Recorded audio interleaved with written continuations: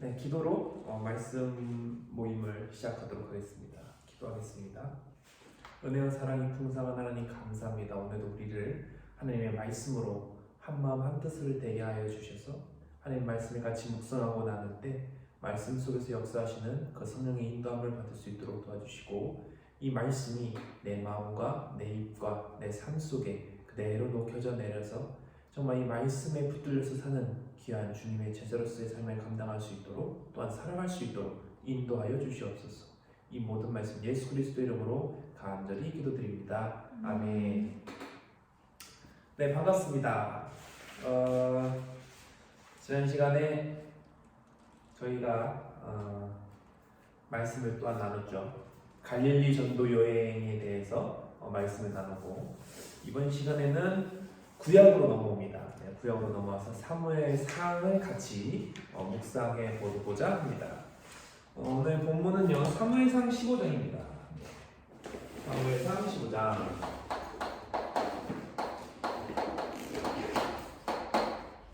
원래 전체가 본문인데 오늘 시간 관계상 한 단락만 보도록 하겠습니다. 10절서부터 16절까지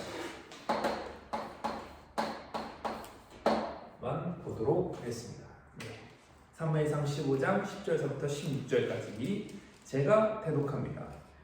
여호와의 말씀이 사무엘에게 임하니라. 이르시되 내가 사울을 왕으로 세운 것을 후회하노니 그가 돌이켜서 나를 따르지 아니하며 내 명령을 행하지 아니하였음이니라 하신지라. 사무엘이 근심하여 온 밤을 여호와께 부르짖느니라. 사무엘이 사울을 만나려고 아침에 일찍 일어났더니 어떤 사람이 사무엘에게 말하여 이르되 사울이 갈멜에 이르러 자기를 위하여 기념비를 세우고 발길을 돌려 길갈로 내려갔다 하는지라.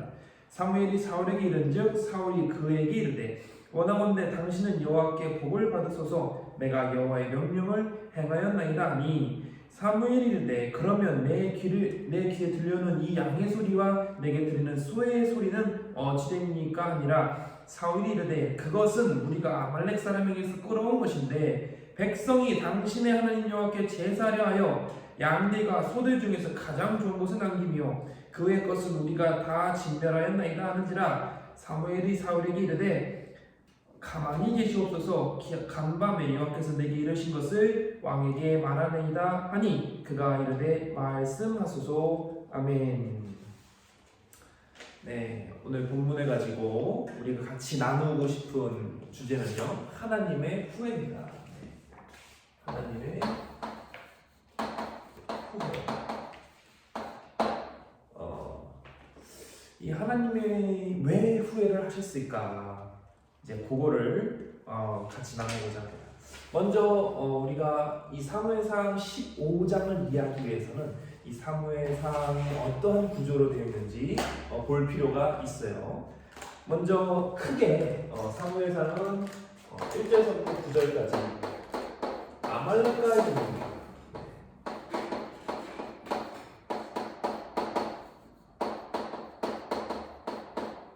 네, 아말렉과의 전투가 앞부분에 나와 있습니다. 그래서 1절서부터 9절까지 쭉 읽어보면 하나님께서 분명히 3절에 다 멸하라 라고 명확하게 설명하고 계십니다.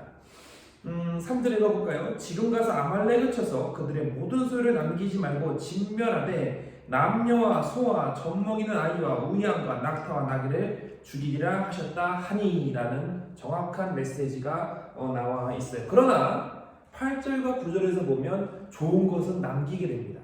그렇게 돼서 오늘 본문이 포함돼서 10절서부터 31절까지 사무엘과 사울이 톡톡어바웃을 하죠. 엄청난 의사소통을 해요. 이 얘기를 합니다. 그래서 왕이 이렇게 하셨다, 사울은 백성 때문에 그랬다, 온갖 핑계를 다 댑니다. 그러다가 갑자기 뜬금없이 32절과 33절에 아말렉 왕 아각이 죽게 됩니다. 그 뜬금없는 것도 아니에요. 여기서 잡았다가 사울이 살찐 소와 양과 그리고 아각을 살려줍니다. 그래서 사무엘이 그것을 다 처분하고 아각도 죽여버려요. 그러다가 이제 34절과 마지막 35절에 하나님의 후회하시는 장면이 나오게 됩니다. 하나님의 후회하시는 장면이 나오게 되고, 그리고 마지막 절은 그 다음 16장과 연결돼요.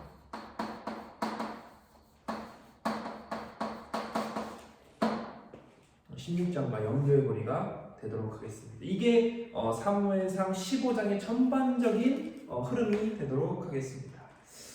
자, 그러면 우리가 사실 제대로 하려면 이 아말렉이 누군지도 알아야 되는데, 오늘 시간 관계상 또한 우리의 포커스상 아말렉보다는 두 인물의 그 포커스를 맞추고자 합니다. 첫 번째 인물이 바로 사울이라는 사람입니다. 사울은 어떠한 인물이었을까? 그 뜻을 보니까 여호와께 구한다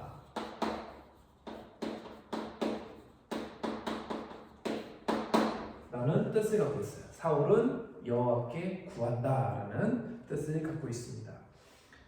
사울의 출신은요, 사무엘상 9장에 나와 있습니다. 사무엘상 9장에 보면 베냐민 지파로 나와 있죠. 네, 베냐민 지파로 나와 있고 기스의 아들로 나와 있습니다. 그가 사무엘상 10장에서 이스라엘의 왕이 됩니다. 네, 이스라엘의 왕이 되고요. 사무엘상 11장서부터 14장까지 전투를 합니다. 전투를 하는데 그 전투하는 족속이 나와 있는 블레셋, 암몬, 오늘 본 아말렉, 하나가 모압. 이렇게 전투를 벌이게 됩니다. 전투를 벌이게 되고, 사울이 결정적인 실수를 몇 가지를 하는데, 첫 번째가 사무엘상 13장에 제사, 그러니까 오늘날로 따지면 예배를 혼자 들어가요. 이때만 해도 블레셋과 전투했는데 사무엘이 올 때까지 기다려야 되는데 이 사울이 참을성이 없어서 혼자 해버립니다. 우리가 라면 먹을 때 그 3분을 못 기다려서 그 딱딱한 면을 먹듯이 얘네가 사울이 사무엘이 올 때까지 기다리지를 못하고 제사를 지내고요. 끝나자마자 옵니다. 네. 그 찰나를 이 사울이 견디지를 못했다라는 겁니다. 그 다음에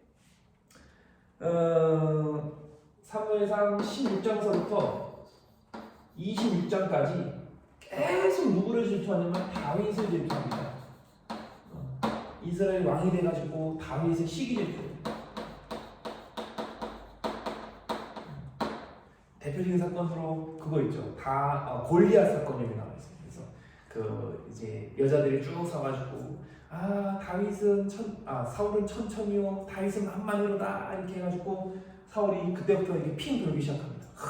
저놈 죽여야겠다, 저놈 죽여야겠다 이렇게 되는 거예요. 이렇게 됩니다. 그러다가 사무엘상 31장에서 비극적인 최후를 맞죠. 자살을 합니다. 자살을 해버리고 맙니다.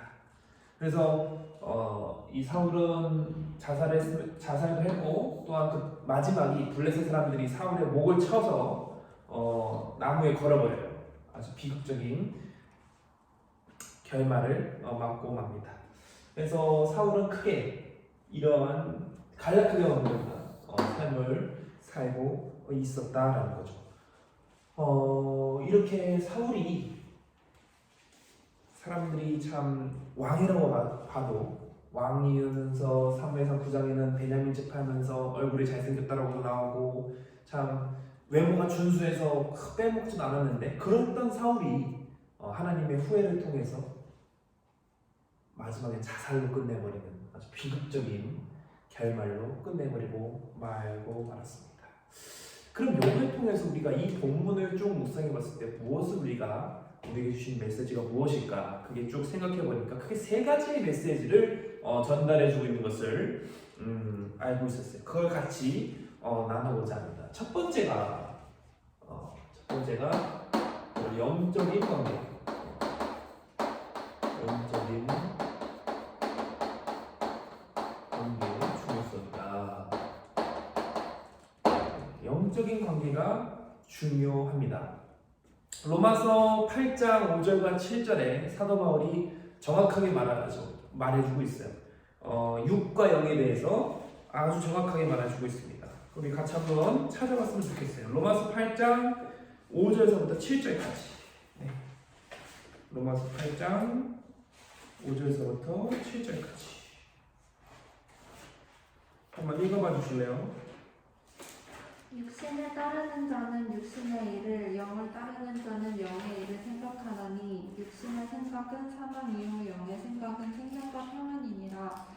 육신의 생각은 하나님과 원수가 되나니 이는 하나님의 법에 불복하지 아니할 뿐 아니라 할 수도 없음이라.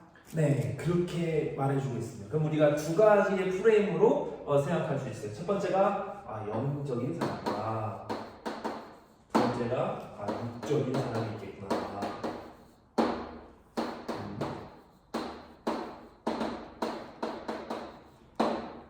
영적인 사람과 육적인 사람이 있겠구나라는 것을 우리가 알 수 있죠. 그러면 오늘 본문에 나오는 주인공을 이 프레임에 한번 입혀봅시다. 11절에 누가 나오냐면 사무엘과 사울이 나옵니다. 그러면 사무엘은 그때 당시 세 가지 직분을 갖고 있었어요. 그게 첫 번째가 제사장이고, 두 번째가 사사고, 마지막으로 선지자입니다.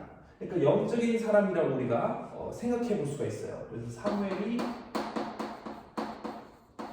영적인 사람이 될 수 있고, 육적인 사람은 우리 기념비를 세웠다고 그랬죠. 12절에 본인의 기념비를 세우고 있는 사람이 바로 사울이 되도록 하겠습니다. 이렇게 프레임을 좀 나눠볼 수가 있어요. 영적인 사람과 육적인 사람의 차이가 과연 뭐가 있을까 한번 또 알아보도록 하겠습니다. 11절 한번 읽어보실래요? 오늘 본문 11절에 뭐라 나오냐면 후반부에 사무엘이 근심하여 온 밤을 여호와께 부르짖느니라. 온 밤을 부르짖었다. 기도를 했다라는 거죠. 그러니까 영적인 사람의 공통적인 특징은 기도를 한다. 기도. 그럼 사울은 이 사무엘이 막 부르짖고 기도할 때 사울은 지 잘났다고 기념비를 세웁니다. 12절에 그 내용이 나와 있어요. 12절 한번 읽어보세요.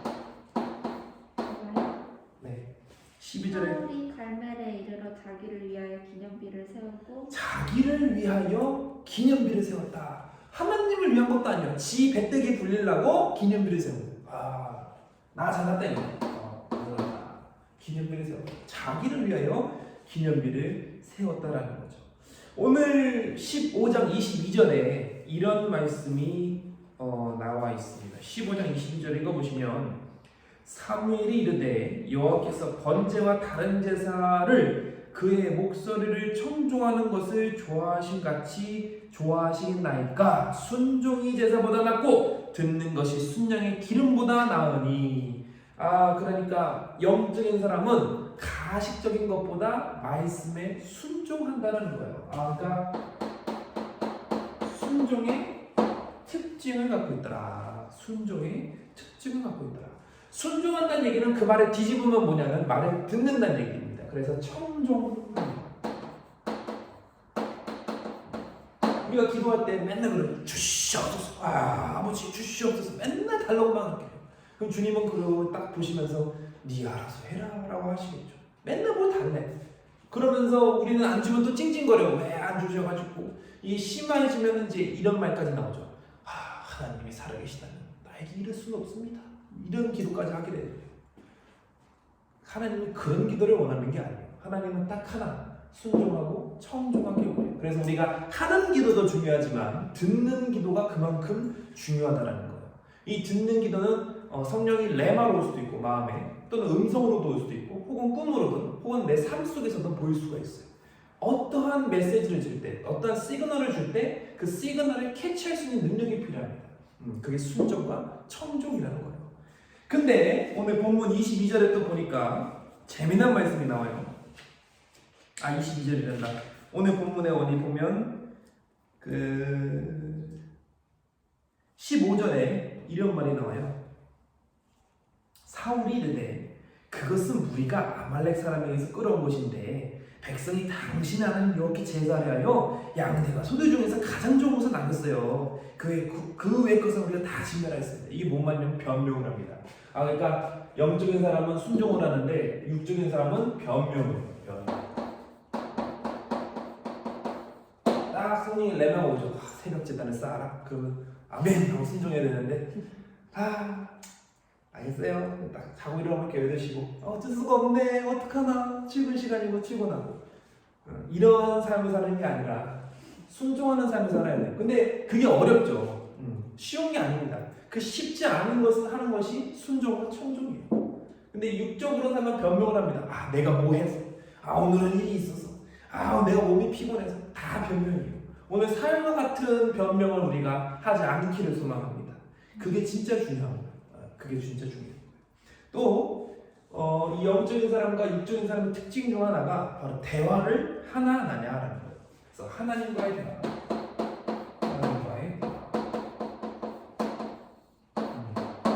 하나님과의 대화가 이루어져야 돼요.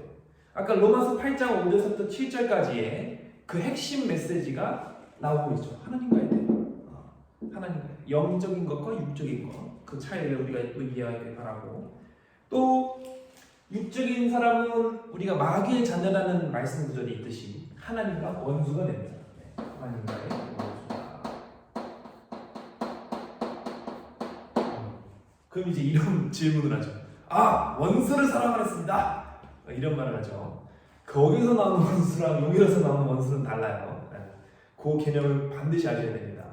같은 말이라고 해서 배가 다르고 먹는 배가 다르시 원수가 같은 말이라고 해서 의미가 다릅니다. 그거 꼭 아셔야 돼요.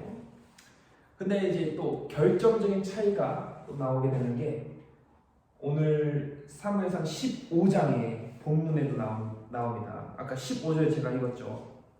기가 막힌 표현이 나와요.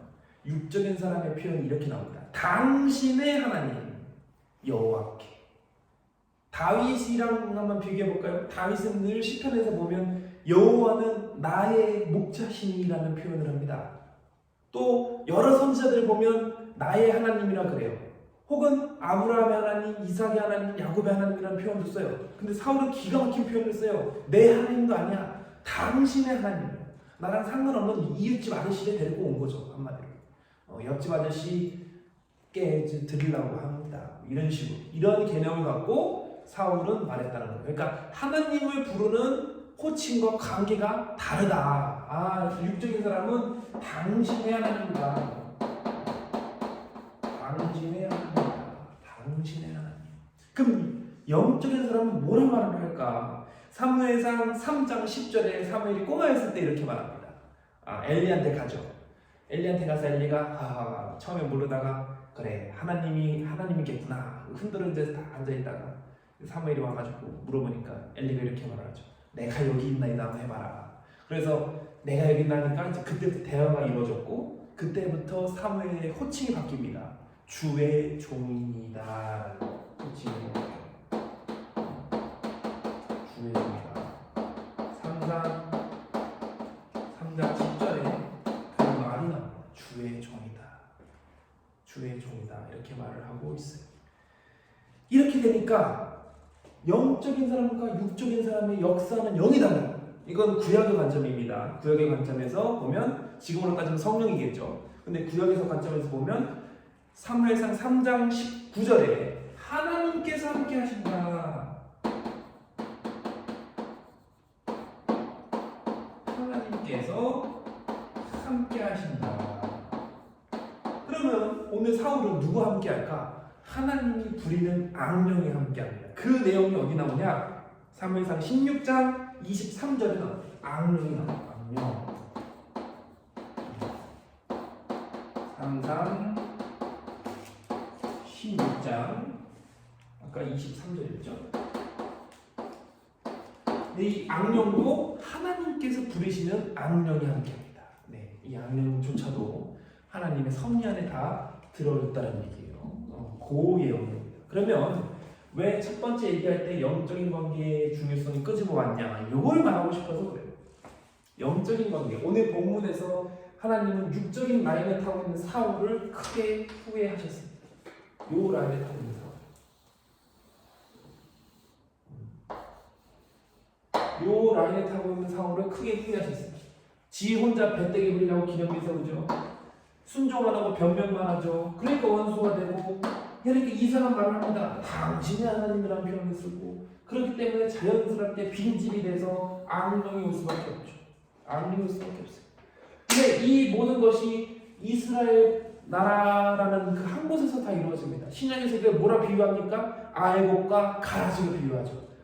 아이곡 가운데 가라지를 뿌려놓은 거예요. 누가? 악한 자가. 사울이 처음에 아이곡인 줄 알았지, 본인도. 근데 이게 우리 속된 말로 잡복에 취해가지고, 나 왕이야, 잘 나가, 말하면 한마디도 다 되고, 이렇게 하다 보니까 아이곡이 가라지가 돼버린 거예요. 모르지, 처음부터 가라지 있을 수도 있었어요. 그러나 우리가 봤을 때 사울은 육적인 라인을 타고 있었구나. 그럼 가라질 확률이 신뢰 수준 99%로 했을 때 거의 유의미하게 나오겠구나. 육적인 사람이었구나, 사울이었구나 라는 것을 알 수 있었어요. 그래서 우리가 육적인 것과 영적인 것을 구별하기 위해서는 이러한 표를 만들었지만 간단합니다. 간단해요. 오늘날로 아주 간단하죠. 누가 함께 하시느냐? 성령이 함께 하시느냐? 아니면 마귀가 함께 하느냐? 이걸로 구별할 수가 있다는 거죠. 이걸로 구별할 수가 있다. 마귀 입장에서 생각해 보면은 빡치지. 우리 입장에서 보면 얘네가 싫죠. 반대로 얘네 입장에서 보면 우리 여기가 싫어요. 당연한 소리입니다. 근데 이 성령이 함께하는 사람을 보면 기도를 하는 사람이고, 순종하는 사람이고, 대화하는 사람이고, 그 표현이 다르고 하나님께서 함께하시고, 이런 것을 우리가 알 수가 있다는 거죠. 다음 두 번째, 오늘 본문에서 또 하나 우리에게 주시는 메시지가 바로 하나님의 사랑을 알아야 한다는 거예요. 하나님의 사랑을 알아야 된다. 자기가 애매하죠. 하나님의 사랑을 알아야 된다.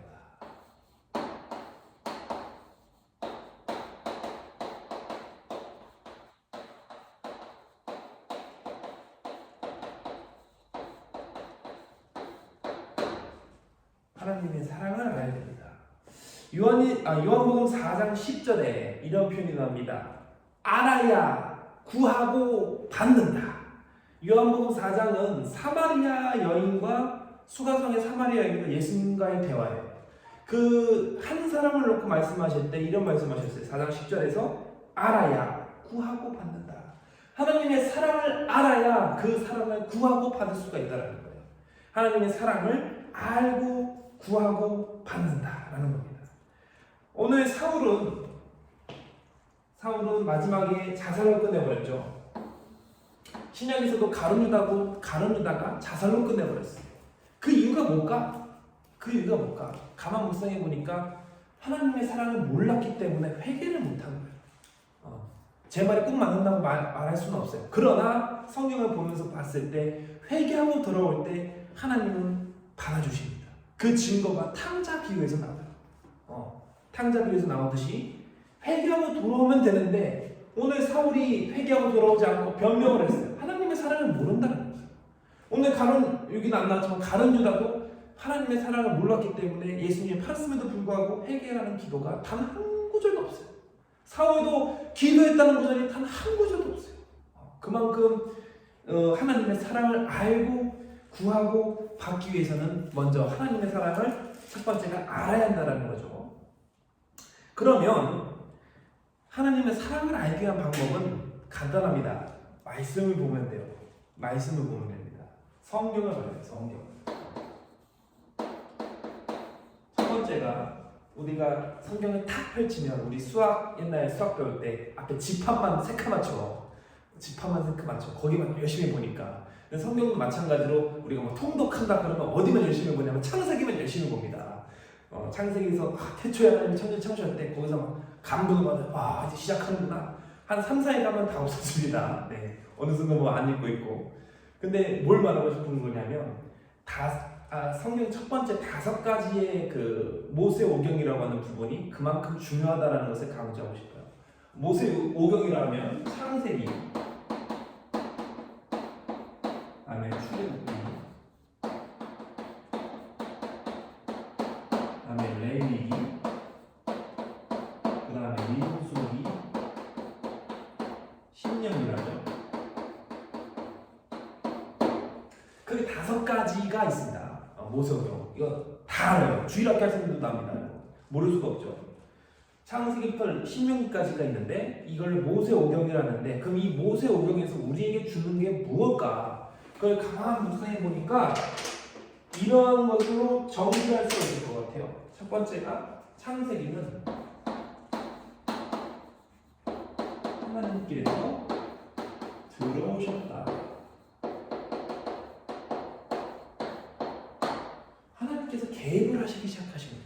천지를 만들어 놓고 아담과 하와를 만들어 놓고 거기서 여자의 후손이라는 약속을 하고 노아, 바벨탑, 아브라함서부터 쭉 얘기를 하면서 하나님이 함께 하시는 장면을 굉장히 보여줍니다. 출애굽기는요, 이스라엘 백성들이 요셉 이후에 억압받다가 애굽서부터 분리가 됩니다. 그래서 애굽은 죄를 의미하죠. 세상을 의미하죠. 그래서 출애굽기를 통해서 죄에서부터 분리를 됩니다.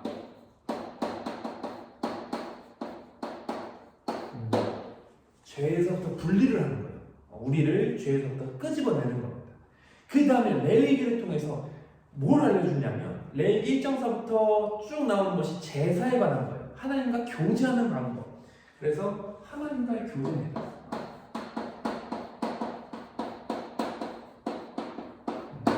예배하는 방법, 화목제, 번제를 하는 방법, 그것을 쭉 알려주고 있죠. 그러면 민수기를 통해서 우리가 교제를 하니까 싸움을 합니다. 그것이 민수기를 통해서 영적인 무장을 시켜요. 영적 무장과 싸움을 하죠. 영적인 무장과 싸움을 하니까 승리할 수밖에 없어요. 왜? 하나님이 함께하니까. 하나님이 함께한 다음에 신명기는 뭘로 이루어지냐면 축복입니다. 하나님의 복이 그 이로서부터 내려온다. 그래서 하나님의 복입니다. 하나님의 복. 근데 이것을 어떻게 할 수 있다?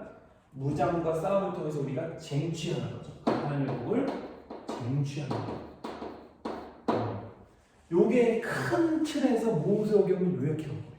하나님께서 들어오셨고 그 하나님께서 우리를 죄에서 분리했고 그 죄에서 분리한 우리를 하나님과 교제하게 했고 영적인 무장과 싸움을 시켜서 하나님의 복을 누리게 할 수 있는 그것이 바로 모세오경입니다. 요거를 그대로 신약적인 관점으로 보면 간단해요. 예수님께서 이 땅에 오셨어요. 예수님께서 우리를 죄에서 분리했고 예수님께서 예수님 직접 화목제물을 삼으신 바람에 하나님과 교제가 가능하게 했고 그로 인해서 영적인 무장 우리가 할 수 있는 거죠. 그리스도의 이름으로 나가게 돼요. 그 다음에 하나님의 복, 천국을 받는다는 거예요. 이게 큰 성경의 틀에서 이 틀에서 벗어나지 않습니다. 기본적인 원리. 근데 이것을 우리가 왜 이걸 굳이 끌고 왔느냐? 하나님의 사랑을 알기 위해서 이 성경의 구조를 알아야 되는데 성경의 기본 구조는 이런 5가지의 기본 구조를 갖고 있더라. 그럼 우리가 구할 것은 뭡니까? 먼저 하나님께서 들어오시기 임마누엘의 하나님을 기도해야 된다는 거예요. 기도 제목이 나온 거예요. 임마누엘을 기도해야 이것이 그만큼 중요한 겁니다. 마태복음 1장 23절에서 하나님이 분명히 약속했어요. 임마누엘을 약속했어요. 그 마태복음 똑같은 마태복음 28장 20절에서 임마누엘을 이루셨어요. 세상 끝날까지 너희와 항상 함께하리라. 그 말씀을 이루셨어요. 왜? 하나님께서 우리 안에 들어오셔서 죄에서 분리시키시고 모든 영적인 교제를 화목하게 하시고 그를 통해서 우리가 그리스도를 갖게 하시고 그 그리스도를 통해서 우리가 천국에 갈 수 있기 때문에 이 기본 구조가 하나님의 사랑을 알 수 있는 기본적인 구조가 됩니다. 그럼 세 번째로 우리가 영적인 관계가 중요한 것을 알았고 하나님의 사랑을 알았으면 그러면 오늘 주제인 이 하나님의 후회를 하지 않기 위해서는 어떠한 삶을 살아야 될까? 간단합니다. 그래서 세 번째는 하나님을 기쁘시게 하려면 이걸 좀 지워야 될 것 같아요.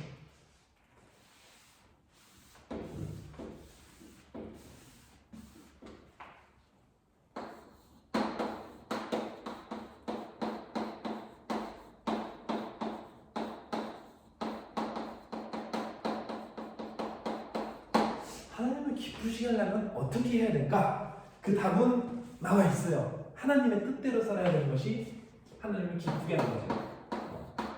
하나님의 뜻대로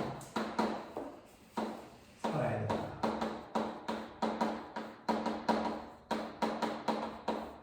하나님 뜻이 뭐예요? 하나님의 뜻. 영원 구원. 성경적인 표현을 좀 문자 그대로 좀 해석해 봅시다. 하나님의 뜻이 뭔가요? 데살로니가전서에 나와 있어요.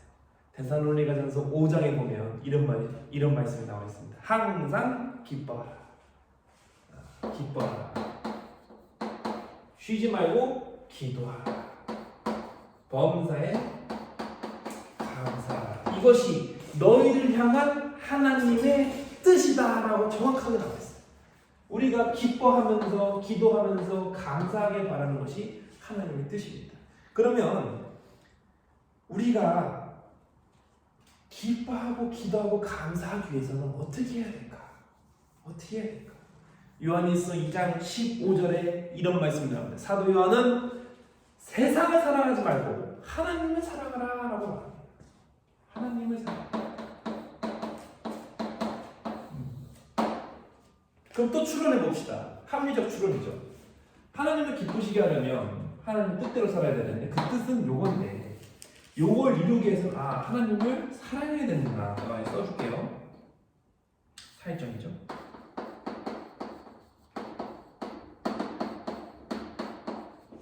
13절까지 나와 있죠. 16에서 18절. 16에서 18절이고 그 다음에 하나님을 사랑하는 것은 요한일서 4장에 나옵니다. 2장이네요. 2장 15절에 나왔어요. 자, 그러면 합리적 추론을 다시 봅시다. 하나님을 기쁘시게 하려면 하나님 뜻대로 살아야 되는데 그 뜻은 기뻐하고 기도하고 감사하는 건데 이걸 하기 위해서는 하나님을 사랑해야 돼요.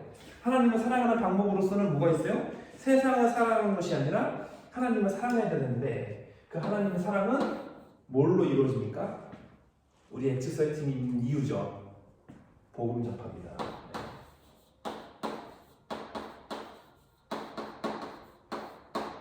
하나님을 사랑하는 방법은 여러 가지가 있어요. 여러 가지가 있는데 그 중에 가장 담은컨대 최고는 한 영혼 구원하는 겁니다. 한 영혼. 오늘 말씀 정리합니다. 말씀을 정리합니다. 첫 번째, 영적인 관계가 왜 중요하냐?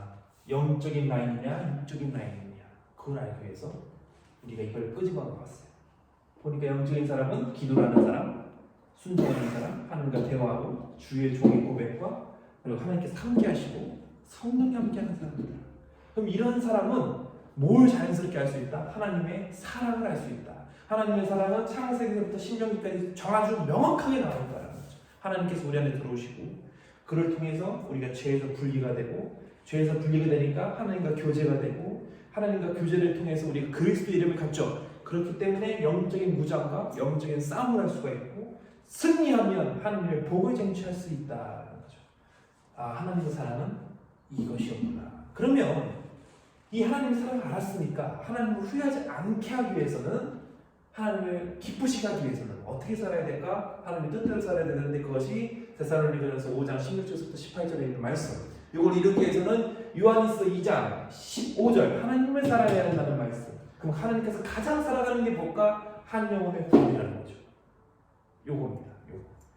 그래서 사무엘상을 통해서 묵상할 수가 있는 거예요. 계속해서 열려나가는 거예요. 오늘 본문은 하나님의 후일에 대해서 말하고 있는데 하나님께서 왜 후회하셨을까? 간단합니다. 사울이 이대로 안 사는 거예요.